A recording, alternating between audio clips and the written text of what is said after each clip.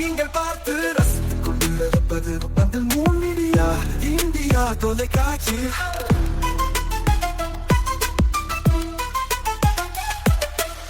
நீங்கள் பார்த்து ரசித்துக் கொண்டிருப்பது உங்கள் மீடியா இந்தியா தொலைக்காட்சி.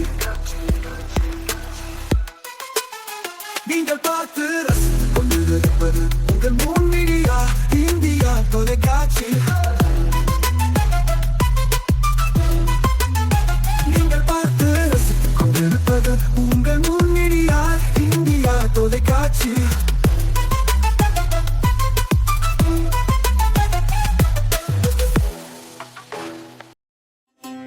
நாளும் ஒரு திருக்குறள். அறத்துப்பால் இல்வாழ்க்கை.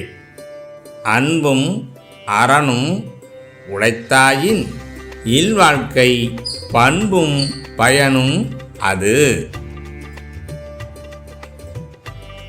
விளக்கம்: இல்வாழ்க்கை பண்புடையதாகவும் பயனுடையதாகவும் விளங்குவதற்கு அன்பான உள்ளமும் அதை ஒட்டிய நல்ல செயல்களும் தேவை.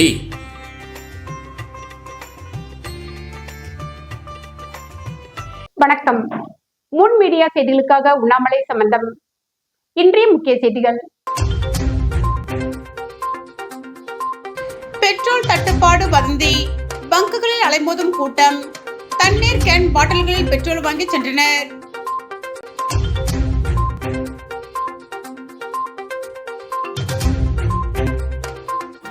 மின்துறை தொழில்நுட்ப சான்றிதழாளர் கண்டன ஆர்ப்பாட்டம், அமைச்சக ஊழியர்களுக்கு இணையான ஊதியம் வழங்க வலியுறுத்தல்.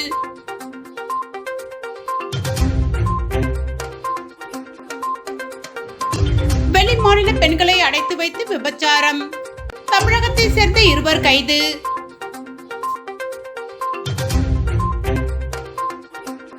இனி விரிவான செய்திகள். பெட்ரோல் தட்டுப்பாடு வதந்தி, பங்குகளில் அலைமோதும் கூட்டம், தண்ணீர் கேன் பாட்டில்களில் பெட்ரோல் வாங்கி சென்றனர். புதுச்சேரி பெட்ரோல் டீசலுக்கு தட்டுப்பாடு ஏற்பட போவதாக பரவிய வதந்தியால் நேற்று மாலை முதல் புதுச்சேரியின் பல்வேறு பகுதியில் உள்ள பெட்ரோல் பங்குகளில் பொதுமக்கள் கூட்டம் அலைமோதி வருகிறது. நேற்று மாலை முதல் சமூக வலைதளங்களில் பெட்ரோல் தட்டுப்பாடு ஏற்பட வாய்ப்புள்ளதாக தகவல்கள் பரவின. இதனால் அதிர்ச்சியடைந்த பொதுமக்கள் முன்னெச்சரிக்கையாக தங்கள் வாகனங்களுக்கு எரிபொருள் நிரப்ப தொடங்கினர். 2 சக்கர மற்றும் 4 சக்கர வாகனங்கள் நீண்ட வரிசையில் காத்திருந்ததோடு மட்டுமல்லாமல் எதிர்கால தேவைக்காக கேன் மற்றும் பாட்டில்களில் எரிபொருளை வாங்க மக்கள் ஒருவரை ஒருவர் முட்டி மோதிக்கொண்டு ஆர்வம் காட்டினர். இந்த குழப்பமான சூழல் குறித்து பெட்ரோல் பங்க் ஊழியர்கள் மற்றும் உரிமையாளர்கள் தரப்பில் விளக்கம் அளிக்கப்பட்டுள்ளது. பெட்ரோல் மற்றும் டீசல் லோடுகள் தடையின்றி தொடர்ந்து வந்து கொண்டே இருக்கின்றன. கையிருப்பில் எந்த குறையும் இல்லை. யாரோ திட்டமிட்டு பரப்பிய வதந்தியை நம்பி பொதுமக்கள் பதற்றமடைய வேண்டாம். அனைவருக்கும் தேவையான எரிபொருள் எங்களிடம் உள்ளது. ஊழியர்களின் இந்த விளக்கத்தை தொடர்ந்து மக்கள் சற்று நிம்மதி அடைந்தாலும் உலகளாவிய யுத்த சூழல் காரணமாக எரிபொருள் இறக்குமதி பாதிக்கப்படலாம் என்ற அச்சம் ஒரு தரப்பினரிடையே நீடிக்கிறது. இதனால் இதை நம்பலாமா வேண்டாமா என்ற இரட்டை மனநிலையில் பொதுமக்கள் இன்னும் காணப்படுகின்றனர்.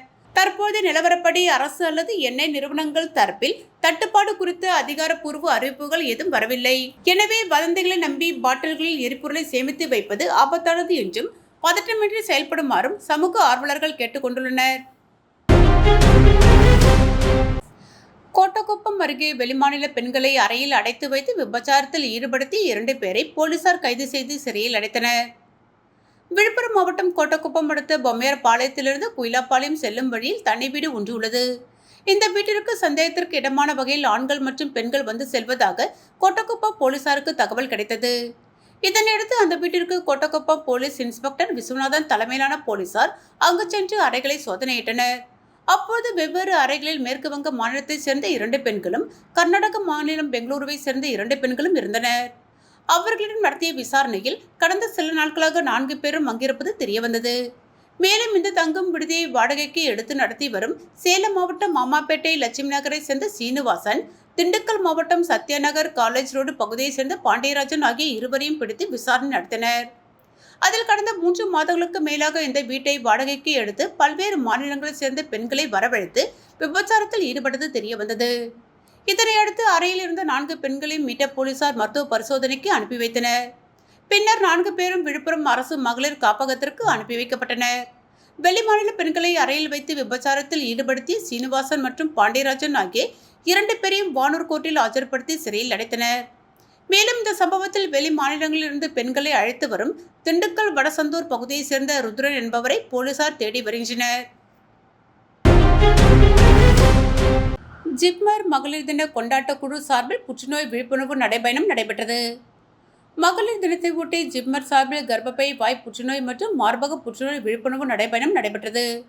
சர்வதேச மகளிர் தினத்தை ஒட்டி ஜிப்மர் மகளிர் தின கொண்டாட்ட குழு மகப்பேறு மற்றும் மகளிர் மருத்துவத் துறையுடன் இணைந்து கர்ப்பப்பை வாய் புற்றுநோய் மற்றும் மார்பக புற்றுநோய் குறித்த விழிப்புணர்வு ஏற்படுத்திடவும் ஆரம்பகட்ட கண்டறிதலை ஊக்குவிக்கும் நோக்கில் பல்வேறு நிகழ்ச்சிகள் நடத்தி வருகிறது. அதன் ஒரு பகுதியாக கர்ப்பப்பை வாய் புற்றுநோய் மற்றும் மார்பக புற்றுநோய் குறித்த விழிப்புணர்வு நடைபயணம் புதுச்சேரி கடற்கரை சாலையில் நேற்று நடைபெற்றது.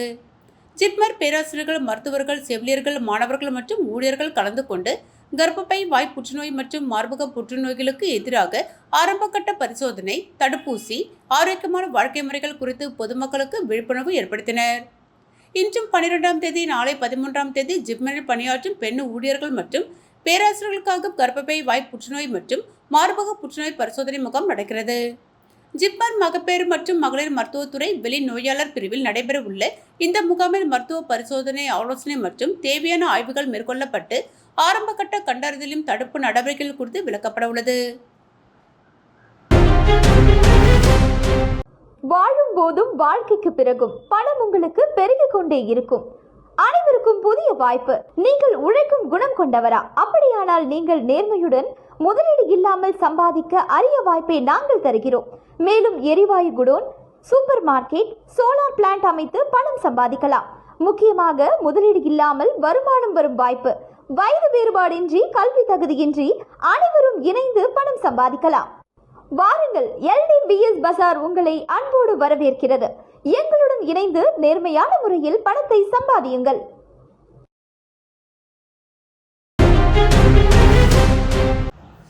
புதுச்சேரி தனியார் மின் பணியாளர்கள் நலசங்கம் சார்பில் தலைமை அலுவலகம் முன்பு ஆர்ப்பாட்டம். புதுச்சேரி தனியார் மின் பணியாளர்கள் நலசங்கம் சார்பில் தங்களது கோரிக்கையை வலியுறுத்தி தலைமை அலுவலகம் முன்பு ஆர்ப்பாட்டம் நடைபெற்றது. இதில் பல்வேறு பகுதிகளில் சேர்ந்து மின் பணியாளர்கள் கலந்து கொண்டு உரிய உரிமம் வழங்க வேண்டும் உள்ளிட்ட கோரிக்கைகளை முன்வைத்தனர். புதுச்சேரி தனியார் மின் பணியாளர்கள் நலசங்கத்தின் சார்பில் கோரிக்கைகளை வலியுறுத்தி ஆர்ப்பாட்டம் நடைபெற்றது.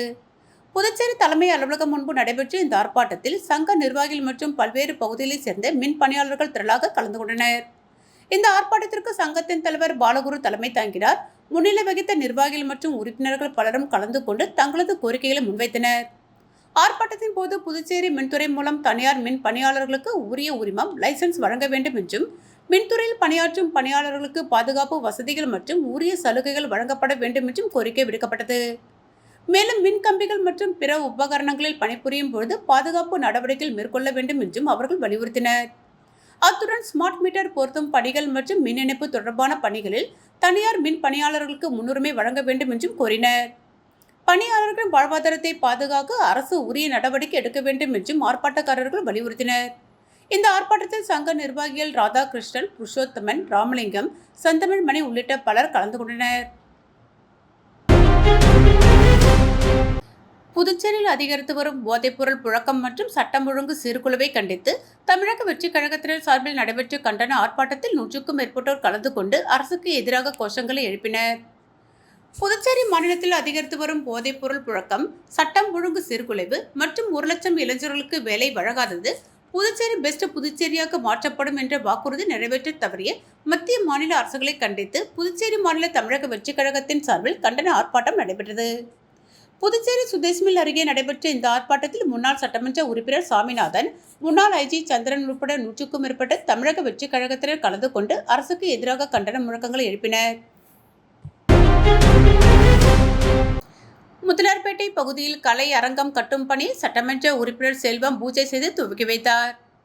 புதுச்சேரி முதலார்பேட்டை தொகுதிக்குட்பட்ட அனிதா நகரில் சட்டமன்ற உறுப்பினர் தொகுதி மேம்பாட்டு நிதியின் மூலம் புதுச்சேரி நகராட்சி மூலம் ரூபாய் 26,61,000 மதிப்பீட்டில் கலையரங்கம் கட்டும் பணி நடைபெற உள்ளது. இதனை சட்டமன்ற உறுப்பினர் செல்வம் பூமி பூஜை செய்து பணியினை துவக்கி வைத்தார். நிகழ்ச்சியில் புதுச்சேரி நகராட்சி ஆணையர் ஸ்ரீஜித், பொதுப்பணித்துறை அதிகாரிகள், முன்னாள் சட்டமன்ற உறுப்பினர் அசோக் பாபு, பாஜக நிர்வாகிகள் வெற்றி செல்வன், சத்யராஜ் மற்றும் ஊர் முக்கிய நிர்வாகிகள் பலர் கலந்து கொண்டனர். வாழும் போதும் வாழ்க்கைக்கு பிறகும் பணம் உங்களுக்கு பெருகிக் கொண்டே இருக்கும். அனைவரும் அனைவருக்கும் புதிய வாய்ப்பு. நீங்கள் உழைக்கும் குணம் கொண்டவரா? அப்படியானால் நீங்கள் நேர்மையுடன் முதலீடு இல்லாமல் சம்பாதிக்க அரிய வாய்ப்பை நாங்கள் தருகிறோம். மேலும் எரிவாயு godown, super market, solar plant அமைத்து பணம் சம்பாதிக்கலாம். முக்கியமாக முதலீடு இல்லாமல் வருமானம் வரும் வாய்ப்பு. வயது வேறுபாடின்றி, கல்வி தகுதியின்றி அனைவரும் இணைந்து பணம் சம்பாதிக்கலாம். வாருங்கள், LDBS பஜார் உங்களை அன்போடு வரவேற்கிறது. எங்களுடன் இணைந்து நேர்மையான முறையில் பணத்தை சம்பாதியுங்கள்.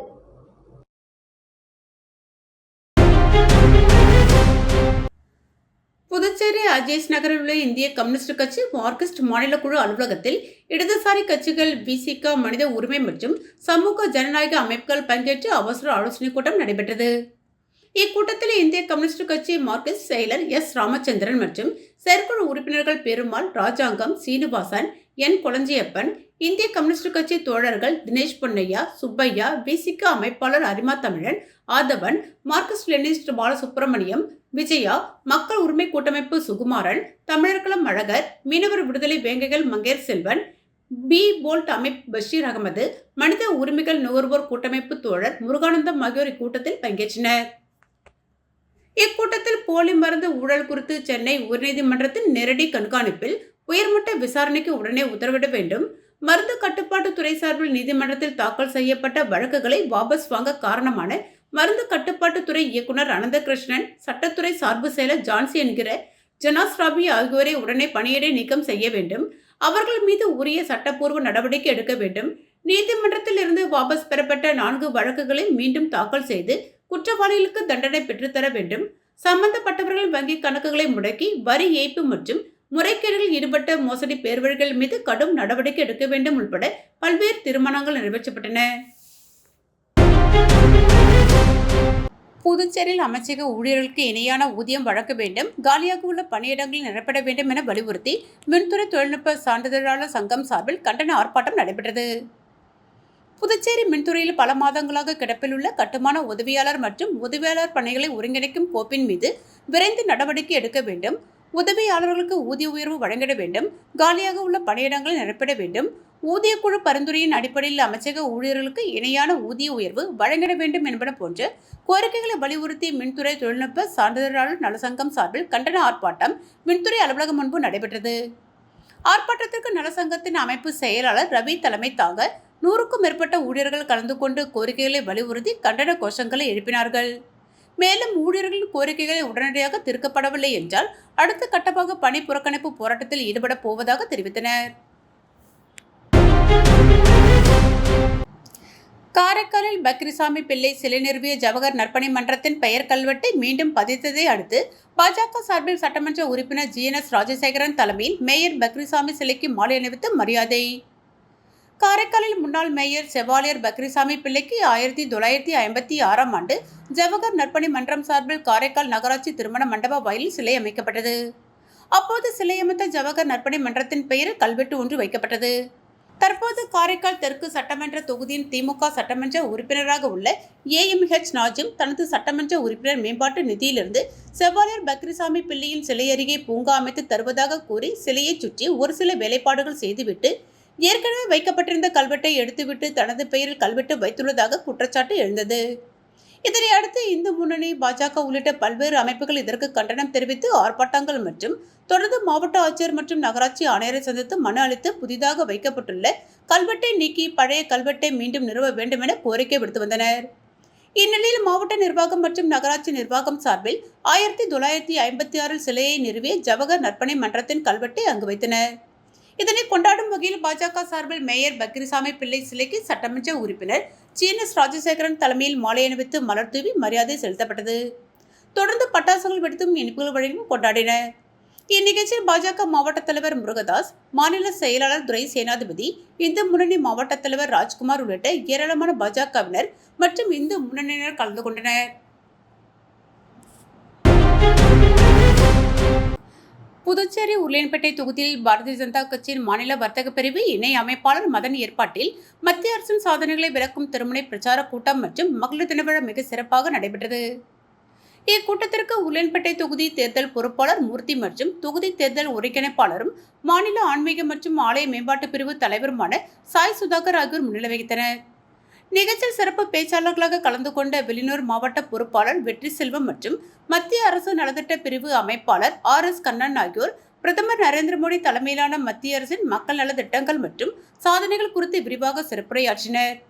சர்வதேச மகளிர் தினத்தை முன்னிட்டு மதன் அவர்களின் தலைமையில் தொகுதியை சேர்ந்த ஏராளமான பெண்களுக்கு புடவைகள் வழங்கப்பட்டு கௌரவிக்கப்பட்டனர். இந்த நிகழ்ச்சியில் கட்சியின் பல்வேறு பிரிவு நிர்வாகிகள் திரளாக பங்கேற்றனர்.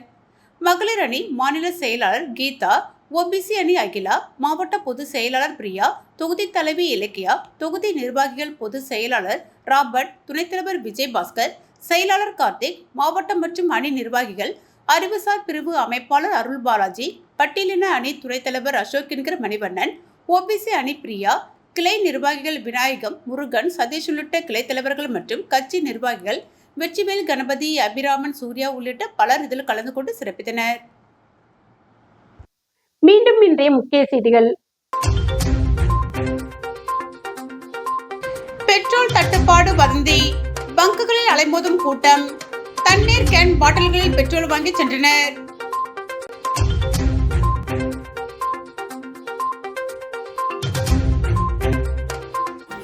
மின்துறை தொழில்நுட்ப சான்றிதழாளர் கண்டன ஆர்ப்பாட்டம், அமைச்சக ஊழியர்களுக்கு இணையான ஊதியம் வழங்க வலியுறுத்தல்.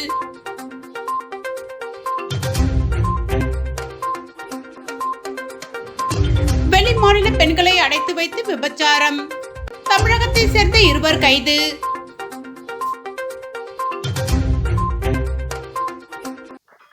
இத்துடன் செய்திகள் நிறைவடைந்தன. செய்திகளை உடனுக்குடன் தெரிந்து கொள்ள 3 மீடியா வாட்ஸ்அப் சேனலுடன் இணைந்திருங்கள். வணக்கம்.